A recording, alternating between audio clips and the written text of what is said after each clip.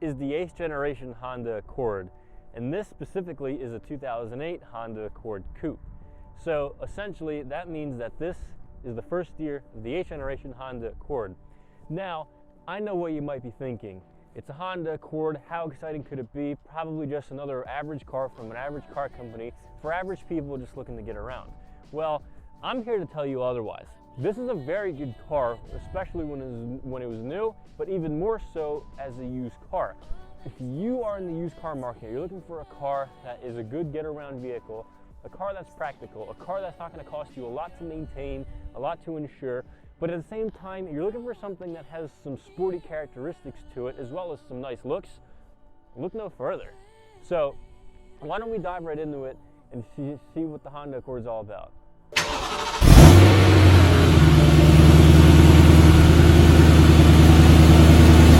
Now, the Honda Accord is a very practical car, and this comes as no surprise. I mean, they've been working on the Accord for the better part of 40 years, and with every passing generation, they've been able to improve upon it just to make it even better. Now, this car, for example, is so practical that when you go and you're washing it, you want to squeegee your windows, what you can do is you can fold the mirror back, squeegee your mirror just like that, and then of course you'll have more room to make sure you get all those water spots off your windows. But even more so, stuff that makes a lot more realistic to talk about are things in the interior. For example, you have cup holders in the front and in the back, so you have tons of space for all that.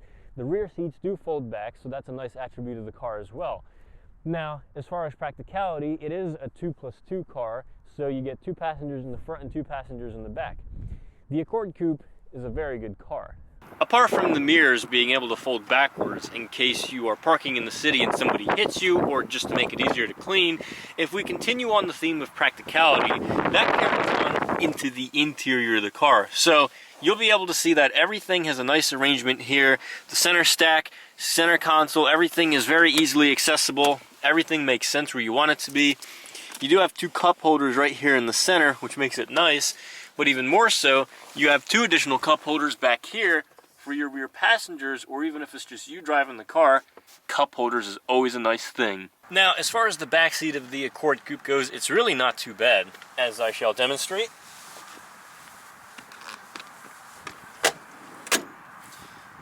I'm 5'9", and I'm pretty comfortable back here, even with the seat reclined to a reasonable degree as the front passenger would have it.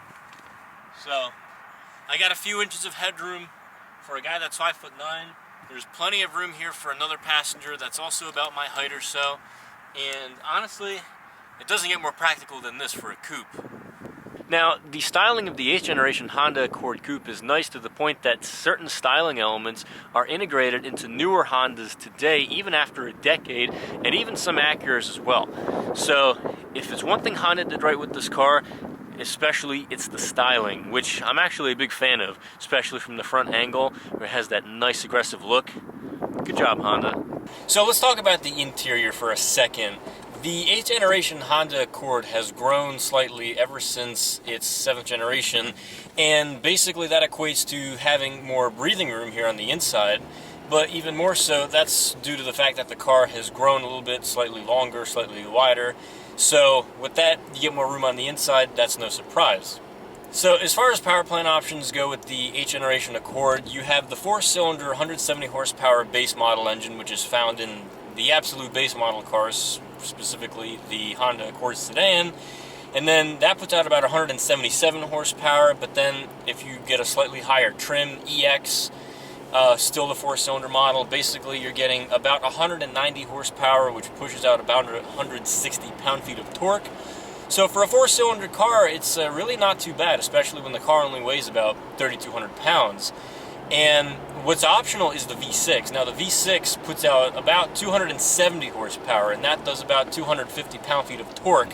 So again, with a car that only weighs about 3,200 pounds, you know, you're not going to be driving a rocket ship, but you are going to have quite enough pick up and go, to say the least. Now, what I'm driving here is the 4-cylinder, so of course, the 4-cylinder is equipped with the 5-speed manual. If you do get the V6, you do get the 6-speed manual transmission, which is nice. So you get all those extra gears for, you know, more precise control. of the car. Now, the other transmissions that are offered with the Accord are the 5-speed automatic. Now, I want to talk about the V6, specifically the fact that it has variable cylinder management. So, essentially what this is just like GM's cylinder deactivation. So, what that means is you're driving the car down the highway, and instead of running on 6 cylinders, you're going to be running on 3. So, you're going to save a lot of fuel just because you're running on 3 cylinders as opposed to 6. Now, this is great because if you want to drive spiritedly, you can. You're going to get all 6 cylinders putting out 270 horsepower. But of course, if you're just cruising on the highway going to the beach, that's also good because you're only running on 3 cylinders because you don't need all that extra power. And then that's great because the 6-cylinder does about 19 city and 29 highway, whereas the 4-cylinder does about 22 in the city and 31 on the highway. So it's crazy to think that with about 80 more horsepower, you're virtually getting about the same fuel economy, with hardly any difference when you're cruising down the highway. So that's a smart car, and that's smart technology. So good job, Honda. New for the 8th generation Honda Accord is advanced compatibility engineering. And essentially what that is it improves the safety of the vehicle. So essentially it improves the structural rigidity of the car. It makes all the energy flow around the cabin of the vehicle. So should you be in the event of an accident, all that energy is going to be transferred around you and keep you as safe as possible. Now, as far as driving the Honda Accord Coupe, it's a very pleasant ride, what can I say? Obviously, I've got the manual here, which makes it that much more fun to drive, but the driving characteristics of the car are pretty good. The handling is very good. That's also due in part to the fact that there is a double wishbone front suspension and a multi-link rear suspension, so you do have good handling because of that. You also have a front strut tower brace, which is great as well, so it gives you a slight edge in cornering. But, I mean, you still got hydraulic power steering, and, you still have all kinds of, a lot of mechanical attributes as well.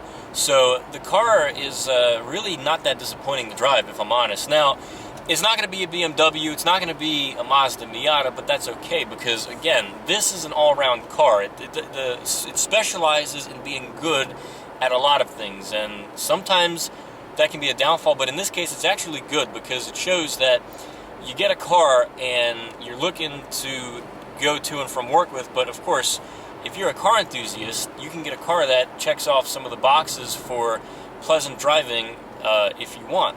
So I'm just going through some turns right here, and it handles very nicely. What can I say? I'm in 5th gear right now. I'm doing about 35 miles an hour, so probably should be in a lower gear, but it handles fine. The throttle response is not too bad. Now, I could downshift, but I don't really have any sharp turns up here, so it's a pleasant experience driving the Accord Coupe. Now, the Accord Coupe was facelifted in 2011, so essentially what that brings is newly styled front and rear bumpers. Taillights have been restyled. The interior, for the most part, hasn't really been changed, but as far as the mechanical and performance perspective goes, engine friction and transmission gear ratios were improved. Essentially, that's just for added fuel economy, but the car already gets great fuel economy, but why not get a few more miles per gallon and less stops at the pump?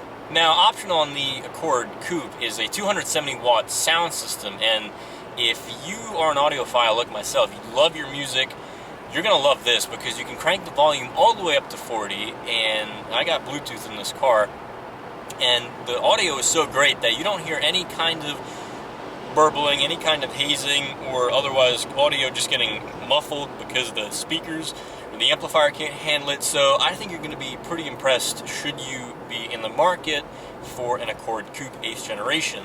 Now, the 8th generation Accord ran production from 2008 all the way to 2012, so you got quite a few years in there to find a good car should you be in the market. Now, some of the drawbacks of the car that I'm going to bring up, because after all, no car is perfect, are some of the fit and finish of the car. So essentially, the Accord is a cheap car, like I mentioned before, but sometimes cheap is a good thing, sometimes cheap is a bad thing. In this sense, this is a good kind of cheap, but as you can see, some of the overall fit and finish I feel like is questionable. You can tell where Honda cut corners. If you don't have the 6-cylinder model, for example, in the trunk, you're not going to get a trunk liner. So essentially, if you want that, you're just going to have to go to Honda and buy it for like 70 bucks. So I guess it's a way of keeping the cost down when they start doing things like that. The emblem here in the steering wheel is peeling off. Granted, this car does have 100,000 miles, so it's got its fair bit of age on it. But regardless, overall, speaking of age, I mean, when I say cheap and Honda being a good car, I kid you not. I mean, the dash is made out of a nice material here. All the interior trims, for the most part, are pretty good. It's about 12 years old, this car. It's got 100,000 miles, and you couldn't even tell this car had that many miles on it. You couldn't even tell it had 50,000 miles, if I'm honest. And I guess it's a true testament to Honda reliability, Honda dependability, because it was built to stand the test of time. And you know, I wouldn't doubt that this car can run 200,000 miles without needing something major done to it, or even more so. You know, you could probably get 300,000 miles out of this car. So, with every car, of course, do your maintenance, take care of it, but I would bet that this car can last quite a long time without any major hiccups. Another minor complaint that I want to bring up with the 8th generation Accord, if you have a clutch, is the second you take your foot off the gas and press on the clutch, I've noticed that sometimes the throttle tends to blip up as if you are blipping the throttle to downshift. I don't know why it does that, but you'll have to wait an extra millisecond or so if you're looking to rev match when you're shifting up. So just something that I figured could get slightly annoying. I've never seen this before. But essentially, this is a fun car, you know, and a lot of it has to do with the fact that it's a manual transmission.